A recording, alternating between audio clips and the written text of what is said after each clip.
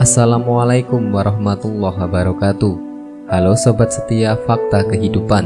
Tidak lupa kami sampaikan salam sehat, salam sejahtera.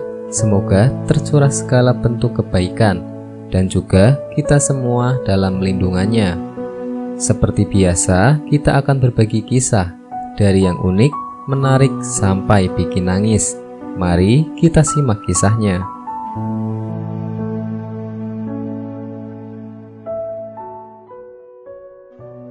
Mengejutkan, jenazah ini diantar oleh 70.000 malaikat. Ternyata semasa hidup lakukan ini. Setiap orang yang bernyawa pasti akan merasakan mati. Namun kita tidak pernah tahu kapan, di mana dan bagaimana kita mati pada nantinya.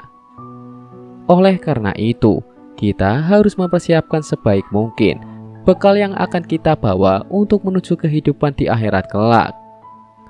Sungguh beruntungnya orang yang diantar dan dimuliakan jenazahnya ketika ia sudah meninggal dunia.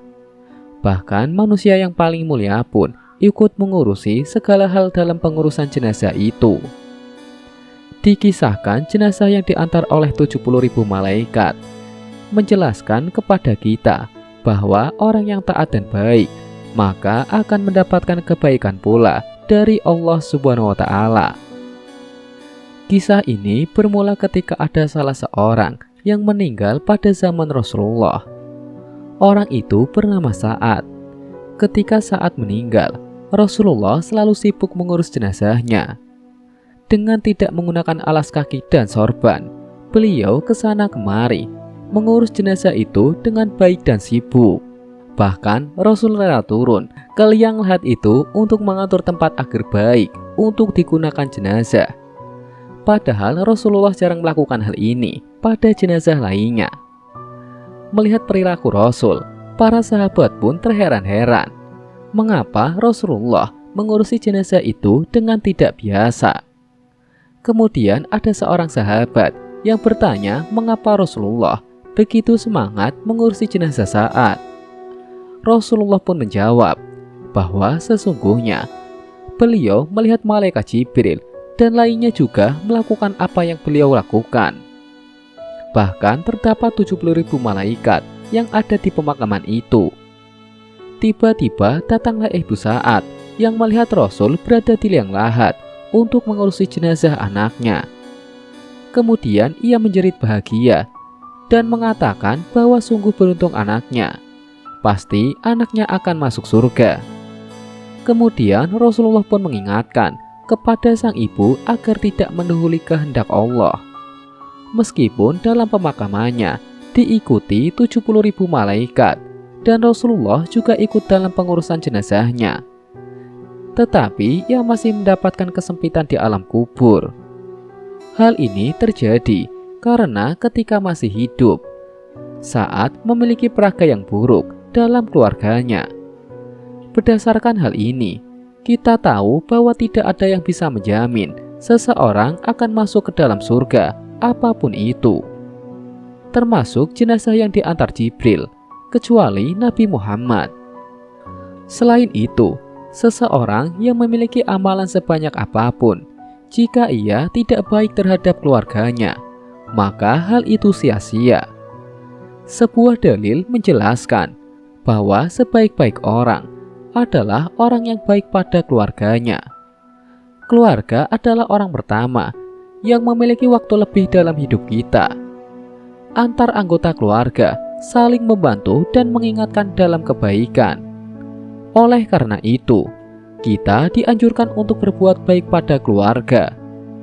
Bagi seorang muslim, kita dianjurkan untuk berbuat baik kepada orang tua, suami, istri, anak, saudara, dan anggota keluarga lainnya. Percuma jika kita berbuat baik pada orang lain, tapi mengabaikan keluarganya, karena setiap anggota keluarga memiliki hak dan kewajiban atas masing-masingnya. Orang yang didatangi banyak malaikat di pemakamannya saja tidak menjadi jaminan untuk masuk surga.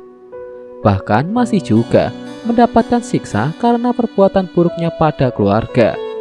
Hal ini mengajarkan pada kita bahwa tak ada yang bisa mendahului ketetapan Allah. Apapun yang kita lakukan di dunia akan diminta pertanggungjawaban di akhirat. Oleh karena itu, waspadalah terhadap setiap ucapan dan perbuatan yang kita lakukan di dunia.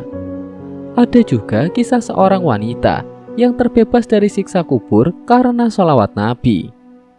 Sebuah kisah tentang keistimewaan sholawat Nabi diceritakan dari Tismarul Yani'ah, Fil Riyadil Badriyah, karya Syekh M. Nawawi Banten. Bermula ketika seorang ibu tua mendatangi Imam Al-Hasan Al-Basri. Ia bercerita, baru saja ditinggal mati anaknya yang perempuan. Kepada Al-Hasan Al-Basri, ia menyampaikan kerinduan mendalam kepada anaknya. Saya merasa kehilangan. Saya ingin mengetahui keadaan si anak, dan saya ingin berjumpa dengan putri saya, meski dalam mimpi, katanya. Al-Hasan Al-Basri memahami perasaan yang dialami oleh tamu tersebut. Ia kemudian menyarankan si ibu untuk melaksanakan sembahyang 4 rakaat setelah sembahyang Isya. Bacalah surat Al-Haqqum Mutakasur sekali setiap rakaat setelah membaca surat Al-Fatihah. Lalu berbaringlah, bacalah salawat Nabi hingga kau tertidur, ujar cendikawan muslim tersebut. Perempuan itu mendengarkan baik-baik fatwa Al-Hasan Al-Basri. Ia segera pulang dan menjalankan fatwa tersebut. Terjadilah apa yang dikehendaki si ibu. Ia dapat berjumpa dengan anak perempuannya yang telah meninggal. Tetapi ia begitu terkejut melihat anaknya terbelenggu dan terpasung dalam siksa kubur. Bangun tidur, ia kembali menemui Al-Hasan Al-Basri. Ia mengabarkan kondisi anaknya di alam barzah. Mendengarkan cerita si ibu, Al-Hasan Al-Basri pun sempat gelisah dan bimbang sesaat. Al-Hasan Al-Basri menyarankan tamunya untuk bersedekah yang amalannya dihadiahkan untuk ahli kubur yang dimaksud. Ibu tersebut pulang. Ia mengikuti saran Al-Hasan Al-Basri.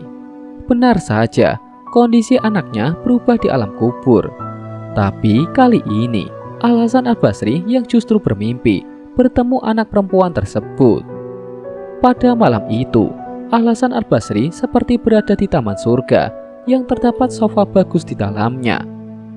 Di taman itu, Al-Hasan Al-Basri melihat seorang perempuan muda yang cantik dengan mahkota cahaya di kepala. Apakah Tuan mengenal saya?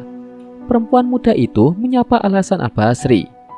Tidak, aku putri dari seorang ibu tua yang mengunjungi Tuan. Iya, tapi bukan seperti ini. Sebaik ini ibumu menceritakan kondisimu, kata Al-Hasan Al-Basri terheran. Tuan benar, kemarin-kemarin keadaanku memang demikian, buruk dan tersiksa. Lalu dengan apa kau mendapatkan kemuliaan seperti ini? Di alam barzah kami berjumlah 70.000 orang menerima siksa kubur. Tetapi suatu hari ada seorang saleh yang baik hati melewati pemakaman kami. Ia membaca salawat Nabi sekali dan menghadiahkan pahalanya untuk kami, sehingga Allah membebaskan kami dari siksa tersebut melalui keberkahan Rasulullah SAW. Keadaanku berubah sampai 180 derajat menjadi lebih baik. Seperti Tuan lihat sekarang, jawab perempuan tersebut. Semoga kisah di atas bisa menjadi pelajaran untuk kita semua. Sekian, wallahu a'lam bishawab.